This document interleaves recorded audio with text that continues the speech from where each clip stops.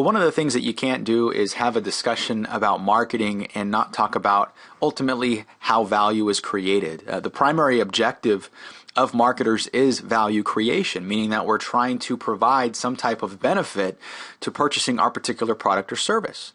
But what we're also trying to do is we're trying to minimize the cost of acquiring our particular good or service.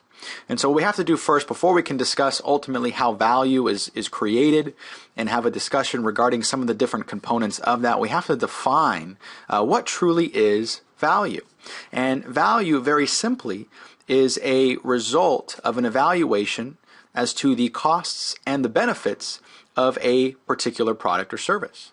And so what we do is when we engage in purchasing decisions, when we make purchasing decisions, the decisions to spend our money and in exchange receive a particular product or service, internally we're evaluating what are the benefits associated with requiring that particular good or service, and we're comparing that ultimately to what are the costs associated with also acquiring that particular good or service.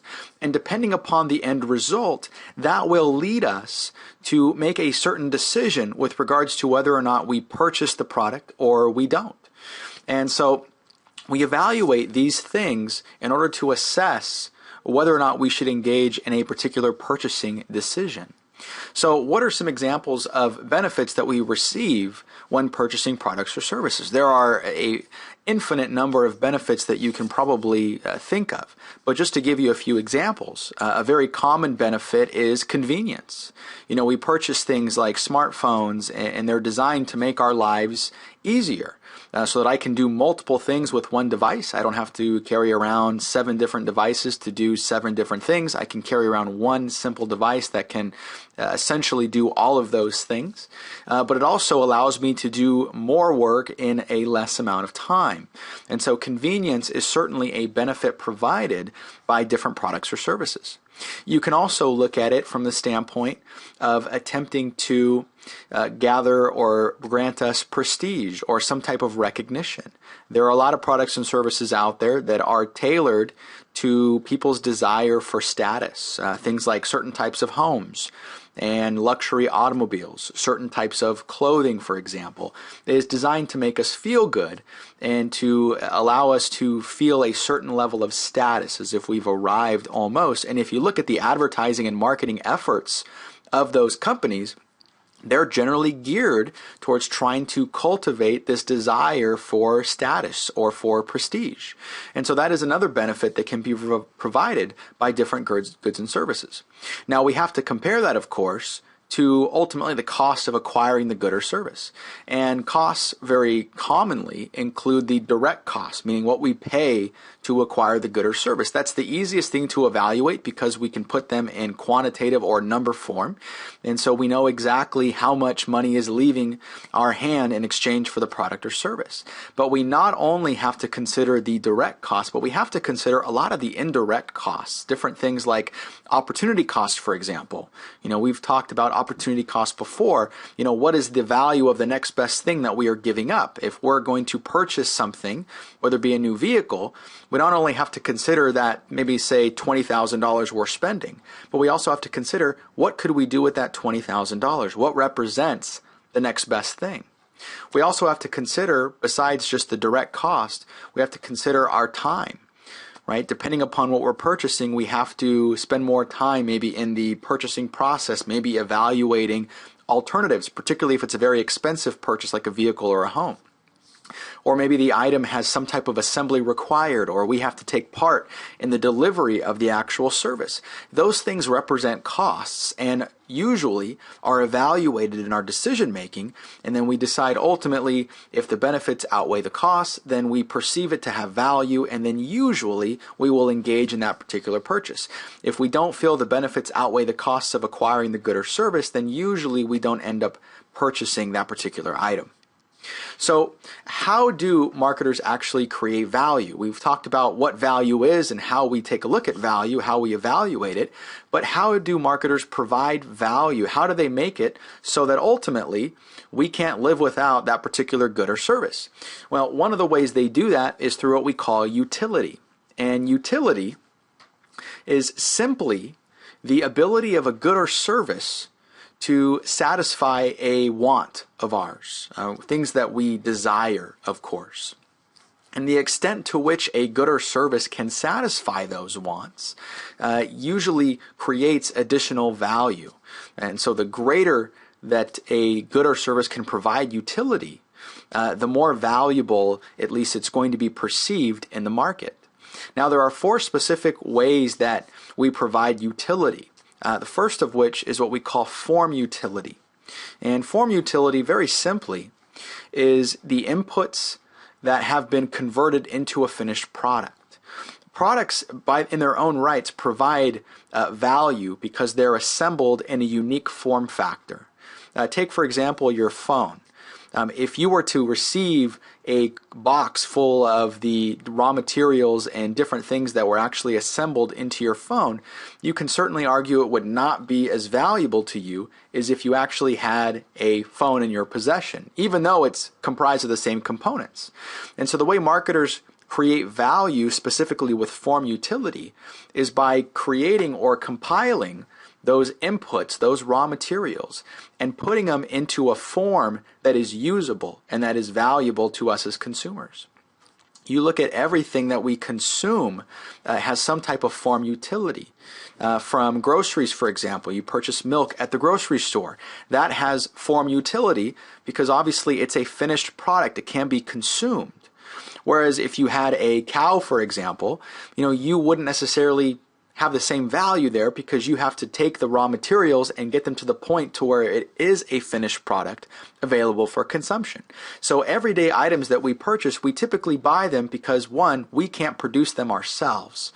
And so that's how form utility is provided. The next type of utility is time utility. And time utility, what we're trying to do is provide goods and services at times that are convenient for consumers. And there are many, many examples of this. E-commerce is a great example of time utility. Now we can purchase goods and services over the internet at times that are convenient for us. We're not constricted by certain operating hours of stores. We can purchase things anytime that we want to. That provides a great deal of convenience. And you see a lot of retailers have e-commerce websites set up so that they're providing their goods and services at convenient times. It's a way that they provide ultimately value for their consumers.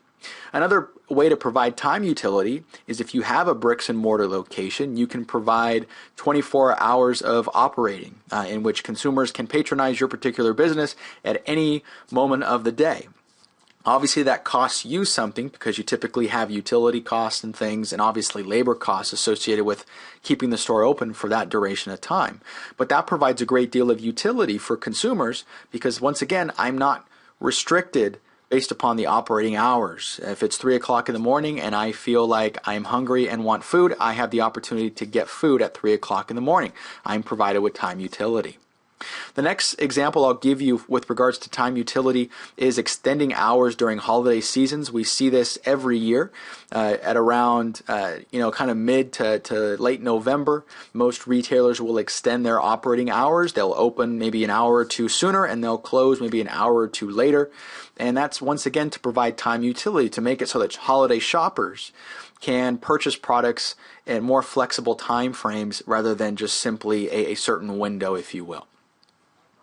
All right, the next way that marketers can provide value through utility is what we call place utility. And place utility is offering goods and services at convenient locations.